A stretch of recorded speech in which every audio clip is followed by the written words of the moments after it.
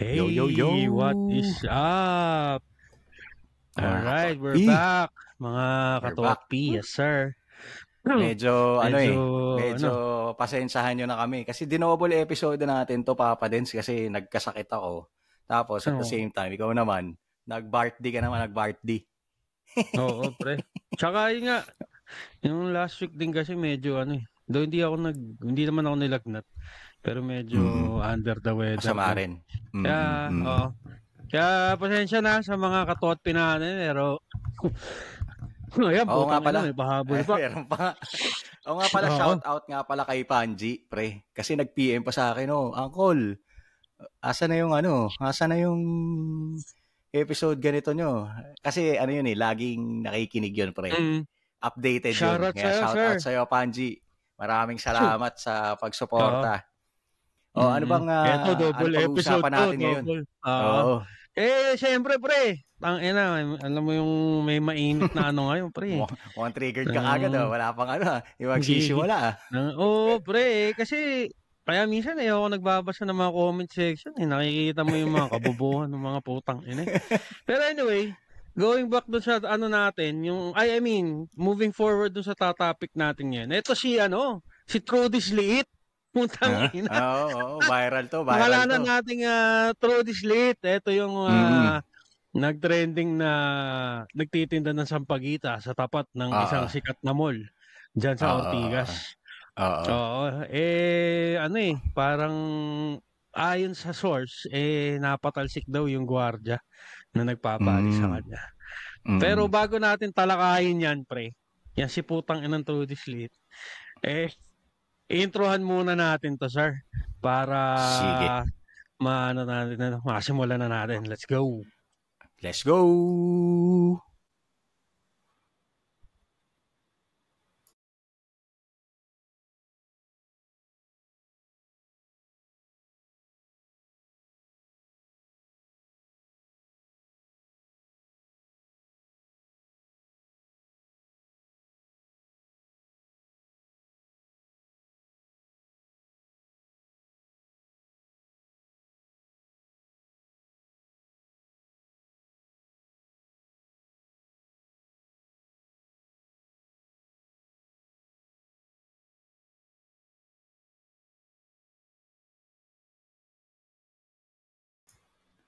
Yun.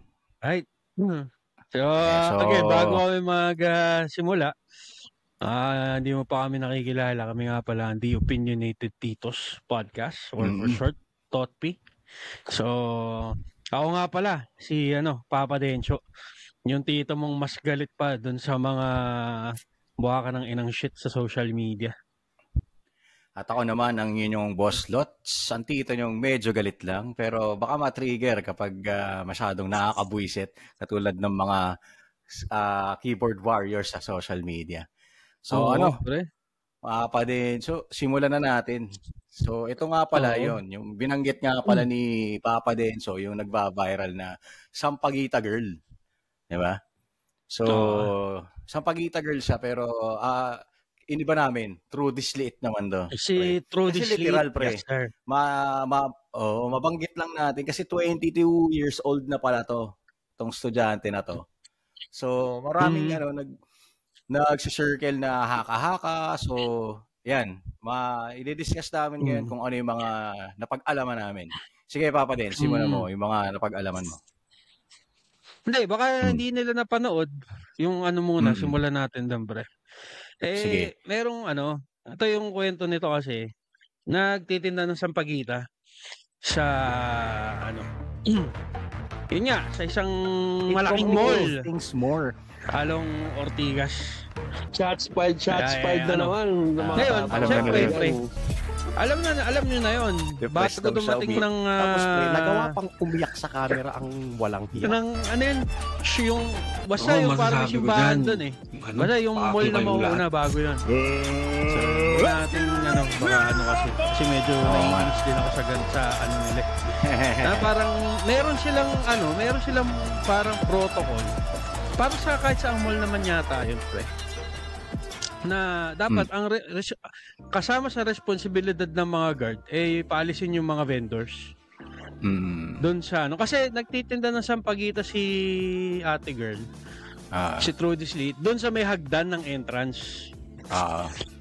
Diba? So, ayon doon sa ano is pinapaalis niya kasi nga kasama sa responsibility nila or kasama sa job description nila na bawal magtinda dyan. Pag may nagtitinda, paalisin mo.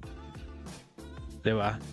So, yun. Meron nga nagpapanggap na estudyante o kung bakit ko nasabi nagpapanggap, tatalakayin natin yan later. Meron nagpapanggap na estudyante na nagtitinda ng sampagita doon sa stair nung entrance ng mall na to. So ngayon yung guard parang pinapaalis niya ganyan. Ang ano kasi doon pre is alam mo naman yung mga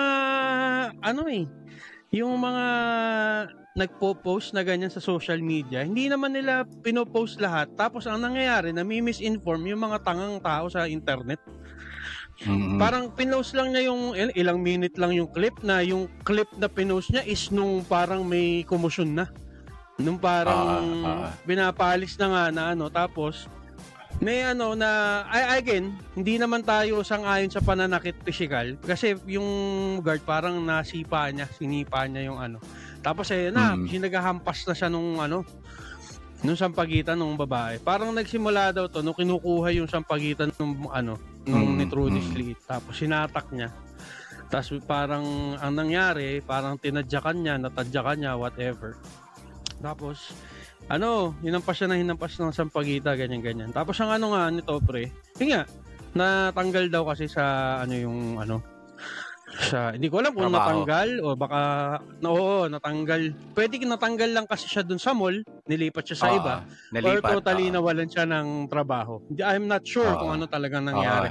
Pero I hope hindi naman yung natanggal talaga totally kasi again ako naniniwala ako na parang wag mo naman tanggalin yung livelihood ng tao. Magalipat mo lang, parang ganun. Kasi at some point pre ginagawa lang din naman niya yung trabaho niya. Napag-utusan lang din. Oo, it's just that may video ganun na hindi naman kompleto yung video. Tapos alam mo yun, doon na sila parang syempre magte-trending, doon na sila magbabase na lang ba sa magiging desisyon nila.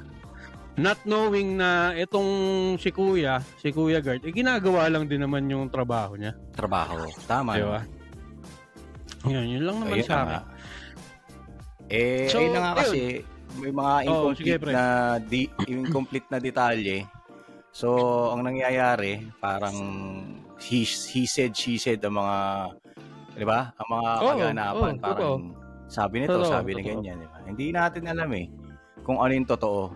Tapos, meron pa nga nagsasabi na na membro daw ng sindikato. Yung mga ganun, ang daming haka-haka na hindi naman, alam mo yun, wala talagang concrete na evidence. Pero based dun sa naglabas naman ng statement to si anong pangalan nito? Yung mga involved. Tapos sa mga reliable sources naman pre. So ayun na nga, naglabas sila ng statement na ito palang babae na to hindi bata pre. Ito ay isang 22 years old na scholar at hindi siya parte ng anong tawag dito? Sindikato. Pero yun nga, syempre, hati yung mga opinion ng mga tao kasi nga sa isang banda ginagawa lang nung gwardiya yung trabaho niya. Tapos sa isang banda naman nakakaawa din yung nagtitinda pero alam mo yun, may mga kanya-kanyang may kanya-kanyang kuro-kuro, kanya-kanyang spekulasyon. Pero ako pre, sige go. Hindi, yun nga kasi alam mo na, baka makalimutan ko, alam mo naman ako. Ang ko kasi dyan pre, na I get it, sige.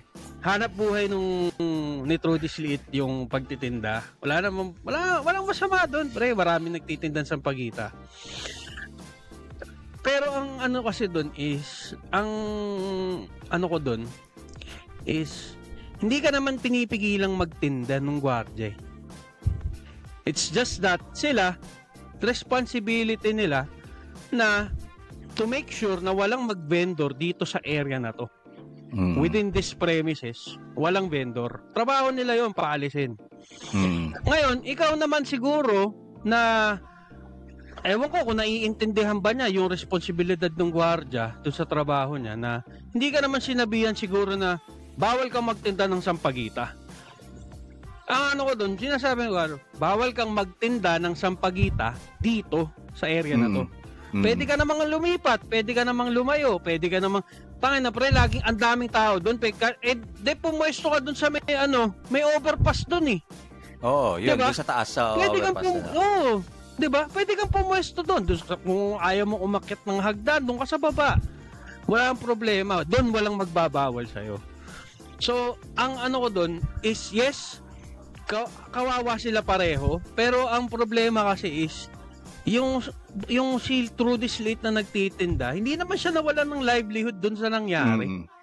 In fact, pwede pa rin siyang magtinda. FYI, binigyan pala yata siya ng DSWD, sila ng pamilya na ng 20,000, parang ganun yata pre, if I'm not mistaken. Diba?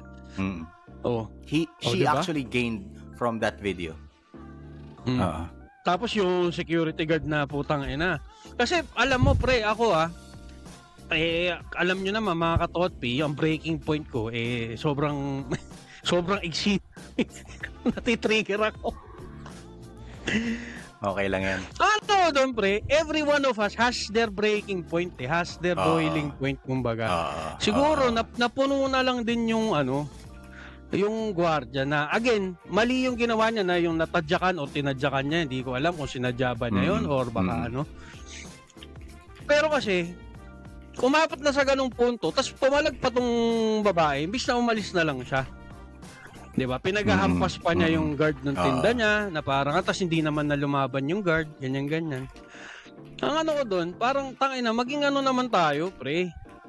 Maging tawag dito na hindi porki babae at hindi ho bata yun Hindi, doon na lang tayo sa babae, wag na bata kasi hindi naman siya bata 22 hindi years old Oo, na parang hindi naman porke babae yun. Alam mo yun, hindi tamang manakit, pero yung dumating na sa point na gano'n na nasipa ka na, putang na, umalis ka na lang. Hindi yung papalag ka pa, di ba? Yun yung ano ko doon, pre. Tapos parang sasabihin na, dapat lang ginawa sa guard yun, dapat lang na mawalan ng trabaho.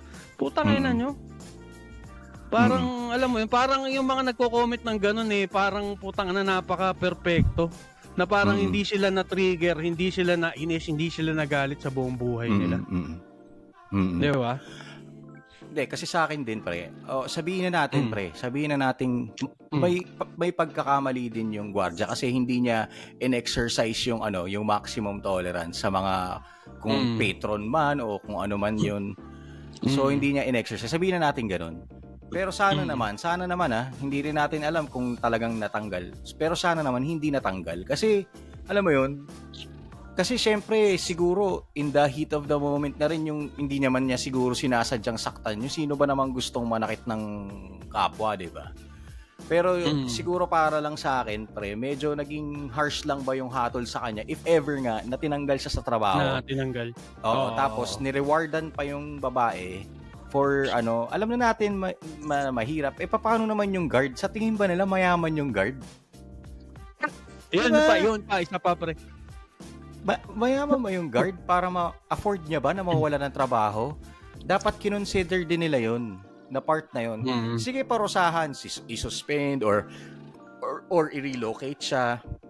Pero wag naman tanggalan ng livelihood. Kasi, hanap buhay. Kasi, ano rin naman yun mahirap din yun. Malamang mahirap yun. Kaya nga siya nag-security guard Hindi niya ma-afford pa na siguro mag-police or whatever, di ba? Kung yun man yung dream niya. Pero yun nga, masyadong harsh kung yun nga talaga ang hatol sa kanya. So, hindi naman kami nangingili ng isang tao lang dito. Kasi, yun nga, si Viral Sampaguita Girl, parang nag-viral na rin siya before. Ewan ko, papadens ko na balita mo na rin Oo. Ang sinasabi nila, hindi talaga yung behavior. Na ganyan. Kasi yung hilatsanong, yung tindig, yung hilatsanong buhok, yung hilatsanong noo, yung mata, parehas ayun, ako naman, ano ko lang yun ayon sa aking obserbasyon. Tsaka siya yung pre, naalala ko, siya yung nag-trending din nun na yung sa may Ayala naman, pre. Yung minumura niya yung pulis. Bakit? Parang nag-aano kasi siya, ganun din, nagtitinda siya, pre. Ang problema, ang problema, nagtitinda siya sa gitna ng daan, pre. Which is bawal naman talaga. Bawal at saka delikado. Diba? Totoo naman. Ang totoo pulis naman. is isinita siya nung pulis na, oy, bawal magtinda, nasa kalsada ka, doon ka sa gilid. Tapos puta ginawa niya, pre, pinagmumura niya yung pulis. Tapos binabatuhan niya ng basura. Na parang putang ina. Hindi ko alam kung ano, siguro, pre, alam mo, kung ano yun, siguro that hindi ni-reward. Ang ginawang reward ng DSWD doon, pre, pina-psychological shit siya, pre. Evaluation, yes.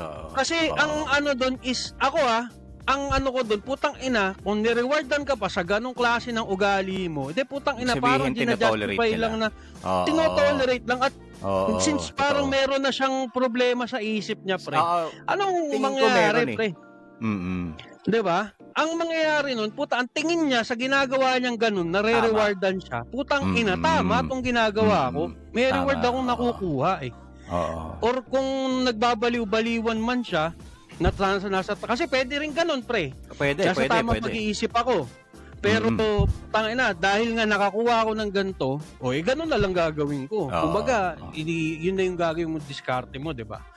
So, ayun, kung ako yun ako lang naman, ang ano ko doon siguro, imbis na bigyan mo ng reward na pera, puta, rewardan mo ng patingin mo sa psychiatrist. Pwede, kasi ang mangyayari lang doon, sir, diba? Babalik lang din, tapos magiging nuisance din sa ulit sa kung sa kalsada o kung sa ang establishment, di ba? Kasi yun nga, hindi naman kami elitista ni Papa Dens para kasi pre, parehong ano yun eh. Parehong tao na naghahanap buhay yun eh. So hindi kami hindi kami nangingilin sa isa lang. Kumbaga, treat them fairly. Kung mali yung guard, yun nga, wag yung tanggalin sa trabaho kasi nagtatrabaho rin yung tao.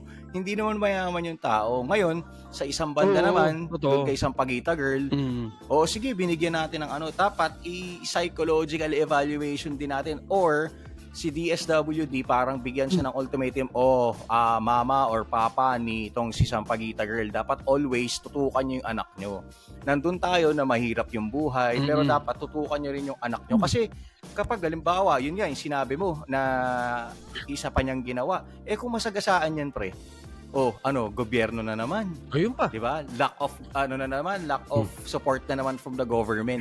Kasi you have to look at the two sides of the story or two sides of the coin, ika nga. Kasi hindi pwedeng mangampi lang tayo sa iba. Wala kaming kinakampihan dito.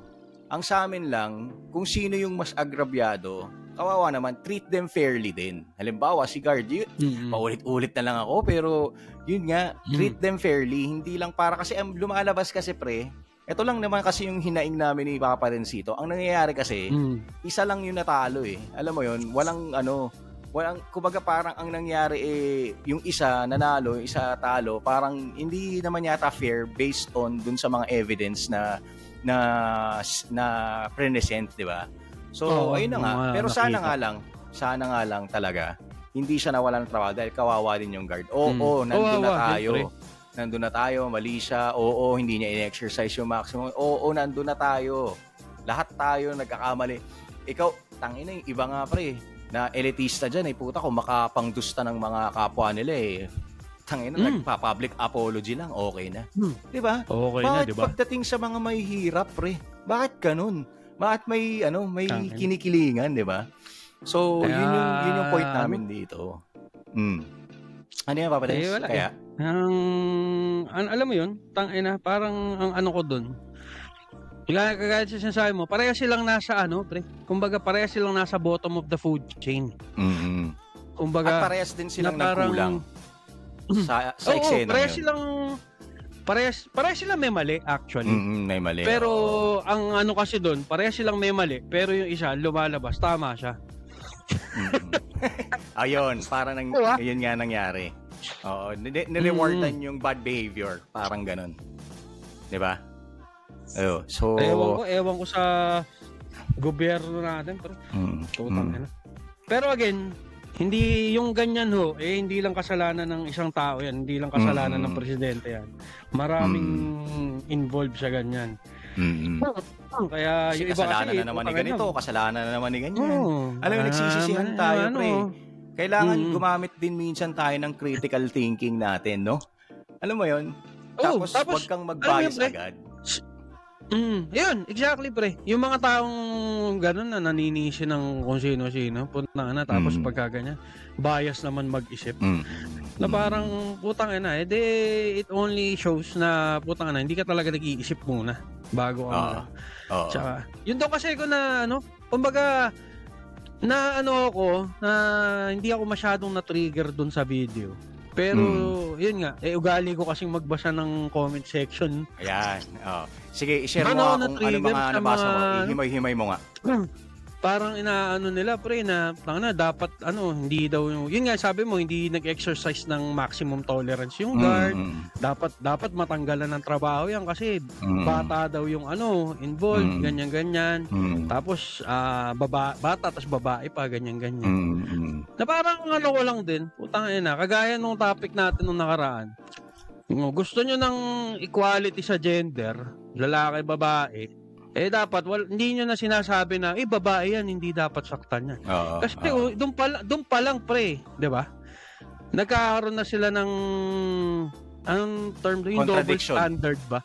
Contradiction, yes, tama. Na equality, pero pagdating, yun nga, yung kagaya sabi natin, yung equality, sinisigaw lang ng mga deputang yan at their convenience. Once it is inconvenient for them, equality goes out the window. Yan, exactly. So tsaka pre, tsaka yung mga ibang sige, sabihin na natin yung ibang papogi, pre. Parang ganoon Ang ginagawa nila papogi, kumbaga kung ano yung nakakaano ng marami. Syempre, sabi, kung halimbawa ang nakakarami yung kampi dun sa Sampaguita Girl. So syempre, yun yung a-actionan ngayon nila para magmukha silang nagsiserve ng justice. Pero actually, hindi justice yung sinerve nila, pre. Ng sila ng ibang tao. Ng naman sila. Kumbaga, sige, binigyan nila ng justice si Sampaguita Girl. Asa naman yung hustisya para naman sa side naman nung Kasi yun nga, tinitignan lang nila isang guard side. Na ginagawa lang niya yung trabaho niya. Kasi nga, pre, kung sino man na doon, nagpapabango lang yun. Kasi nga, mas karamihan ng dahil nga, yun lang, dun sa single video na yun, kumbaga hindi yun yung kabuuan nung nangyari. Syempre, doon tayo kakapit sa kailangan doon sa pabor ng mga tao. Kapit sa malakas, no?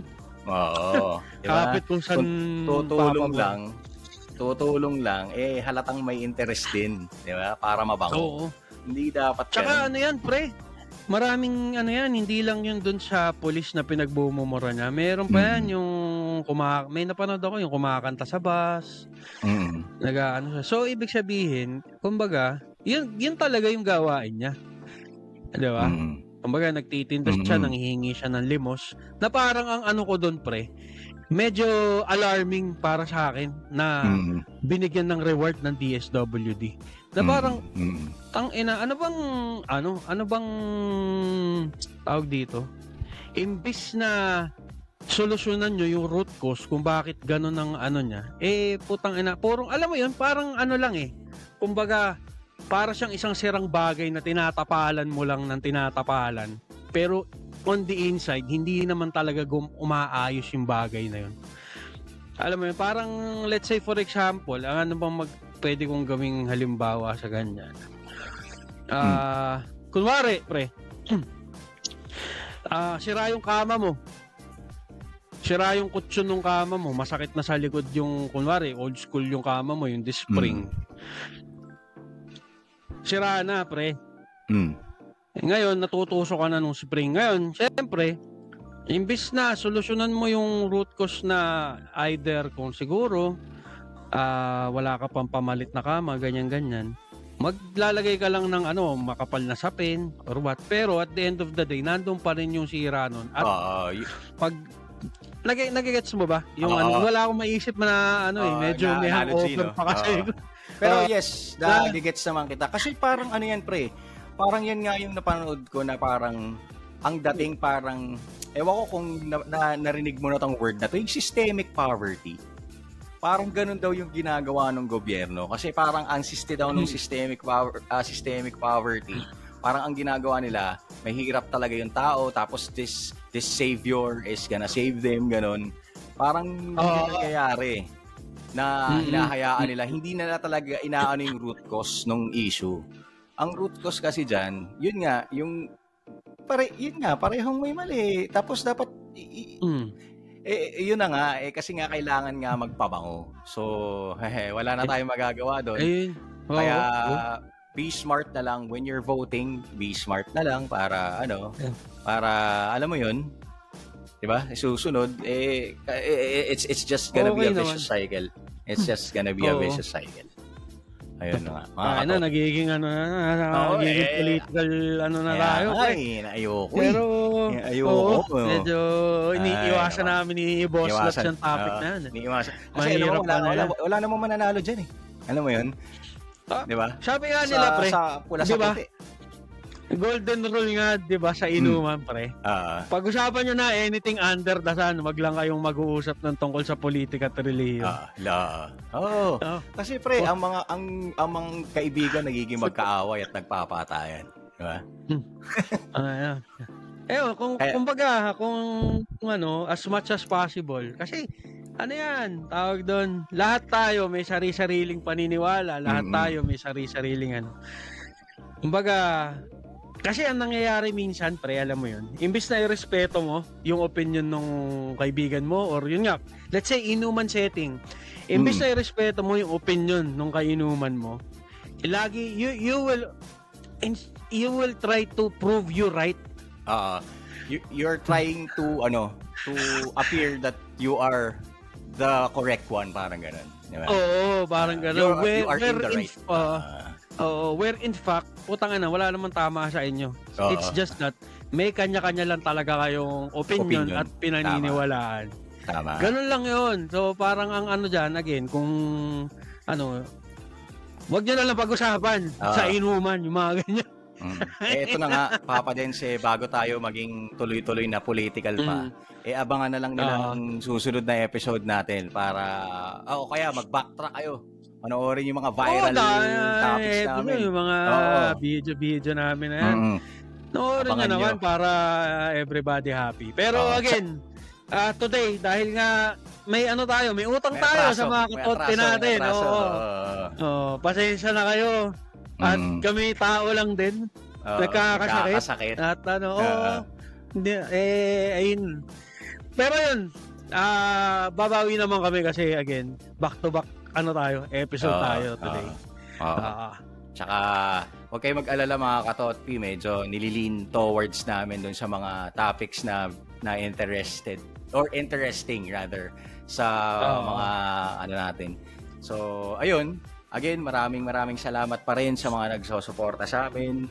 Naway mag-subscribe kayo sa aming YouTube channel, Facebook, Spotify, Apple Podcast. Podcast. So, eto na nga. Magpaalam muna tayo, Papa Dens, para medyo sabihin, baka naman mga guys double episode na to bayad na kami sa utang namin sa inyo Again, shout out sa mga sumusuporta. Maraming salamat. Maraming salamat sa inyo at ako nga ulit si Papa Dencho, yung tita mong mas galit pa doon sa mga keyboard warrior ng internet. At ako nga pala ang inyong Boss Lots, ang tito nyong medyo galit lang pero natitrigger din paminsan-minsan. And we are the Opinionated Titos. Maraming salamat po until our next upload. Peace out, mga kakatoti. Thank you. Yes, sir.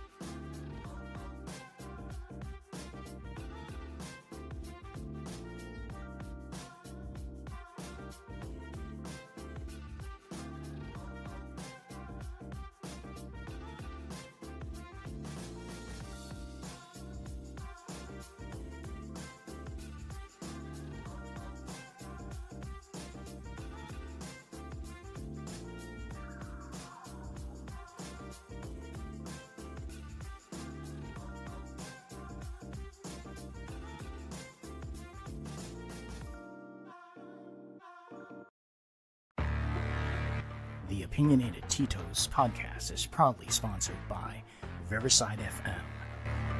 Follow us on our official Facebook page, The Opinionated Tito's Podcast. And don't forget to subscribe to our YouTube channel and Spotify. Thank you for tuning in, and we'll catch you next time.